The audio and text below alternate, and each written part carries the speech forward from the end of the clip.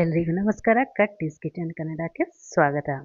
ಒಳ್ಳೆ ಆಲೂಗಡ್ಡೆ ಮೆಂತ್ಯ ಸೊಪ್ಪಿನ ಹೆಲ್ದಿಯಾಗಿರೋ ಉದ್ರ ಪಲ್ಯ ಹೇಗೆ ಮಾಡೋದು ಅಂತ ನೋಡೋಣ. ಸೂಪರ್ ಟೇಸ್ಟಿಯಾಗಿರುತ್ತೆ, ಅಷ್ಟೇ ಬೇಗನೆ ರೆಡಿ ಆಗುತ್ತೆ.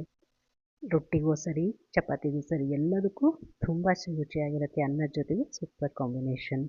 ಹೇಗೆ ಮಾಡೋದು ನೋಡೋಣ.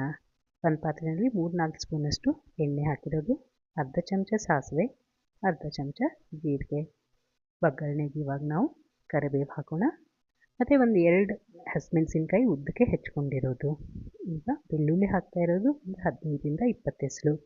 ಜವಾರಿ ಬೆಳ್ಳುಳ್ಳಿ ತುಂಬ ಚೆನ್ನಾಗಿ ಘಮ ಇರುತ್ತೆ ಇದರದ್ದು.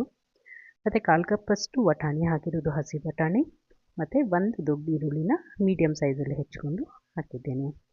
ಈರುಳ್ಳಿ ಬೆಂದಾಗುವವರೆಗೂ ನೋಡಿ. ಸೈಡಲ್ಲಿ ನಾನು ಆಲ್ರೆಡಿ ಪೊಟ್ಯಾಟೊ ಕುದಿಯೋಕ್ಕೆ ಇಟ್ಕೊಂಡಿದ್ದೀನಿ, ಅದು ಮಿಸ್ ಆಗಿದೆ ವಿಡಿಯೋದಲ್ಲಿ ತೋರಿಸೋದು.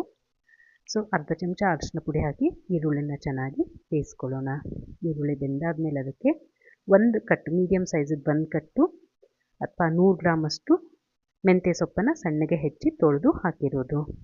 ಮೆಂತ್ಯ ಸೊಪ್ಪು ಬಂದಾದಮೇಲೆ ನಮ್ಮ ನೋಡಿ ಆಲೂಗಡ್ಡೆ ಬೆಂದುಬಿಟ್ಟಿದೆ ಇಷ್ಟೊತ್ತಿಗೆ. ಎರಡು ಒಟ್ಟಿಗೆ ಬೇಯೋದ್ರಿಂದ ಸಮಯನೂ ಉಳಿಯುತ್ತೆ. 2 ಆಲೂಗಡ್ಡೆನ ಸಿಪ್ಪೆ ತೆಗೆದು ಹೆಚ್ಚಿಕೊಂಡು ಈ ಥರ ಬೇಯಿಸ್ಕೊಂಡಿದ್ದೀನಿ. ಇದು ಆಲೂಗಡ್ಡೆ ಚೆನ್ನಾಗಿ ಬೆಂದಿದೆ.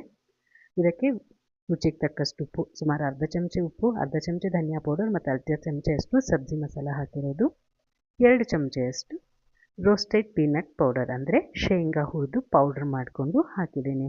ಇದನ್ನು ಚೆನ್ನಾಗಿ ಮಿಕ್ಸ್ ಮಾಡೋಣ. ಸುಮಾರು 4-5 ನಿಮಿಷ ನಾವು ಇದನ್ನು ಮಿಕ್ಸ್ ಮಾಡಬೇಕು. ಏಕ್ದಮ್ ಲೋ ಫ್ಲೇಮಲ್ಲಿ, ಫ್ಲೇಮ್ ಕಡಿಮೆ ಇಡಬೇಕು. ಚೆನ್ನಾಗಿ ಬೇಯುತ್ತೆ ಮತ್ತು ಎಲ್ಲ ಮಸಾಲೆ ಆಲೂಗಡ್ಡೆ ಒಳಗೆ ಹೋದರೆ ಒಂದು ಒಳ್ಳೆ ಟೇಸ್ಟ್ ಬರುತ್ತೆ. ಬೇಗ 10-15 ನಿಮಿಷದಲ್ಲಿ ರೆಡಿ ಆಗುತ್ತೆ, ಅಷ್ಟೇ ರುಚಿಯಾಗಿರುತ್ತೆ. ಮಕ್ಕಳು ಕೇಳಿ ಈ ಮೆಂತ್ಯ ಸೊಪ್ಪಿನ ಸಬ್ಜಿನ ಹಾಕಿಸ್ಕೊಂಡು ತಿಂತಾರೆ. ಟ್ರೈ ಮಾಡಿ ನೋಡಿ. ಸಬ್ಸ್ಕ್ರೈಬ್ ಮಾಡ್ಕೊಳ್ಳಿ cut kitchen Kannada. Thank you.